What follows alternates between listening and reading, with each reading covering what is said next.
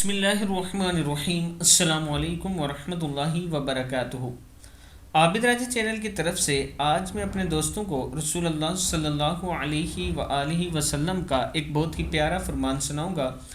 آپ دوستوں نے اسے غور سے سننا ہے اور اس پر ضرور عمل کرنا ہے۔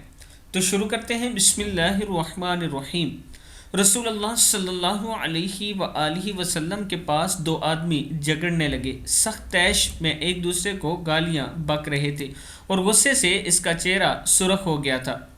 یہ دیکھ کر نبی اکرم صلی اللہ علیہ وآلہ وسلم نے ارشاد فرمایا، میں ایک ایسا کلمہ جانتا ہوں اگر یہ شخص وہ کہہ لے تو اس کا غصہ دور ہو جائے گا، اور وہ ہے اعوذ باللہ من الشیطان الرجیم، میں شیطان مردود سے اللہ کی پناہ میں آتا ہوں۔ صحیح بخاری کی حدیث ہے کہ جب بھی آپ کو غصہ آئے تو اعوذ باللہ من الشیطان الرجیم پڑھ لیا کریں، تو اللہ تعالیٰ کرم فرمائے گا اور آپ بڑے نقصان سے بچ جائیں گے۔ غصے میں ہمیشہ انسان اپنا نقصان کر بیٹھتا ہے۔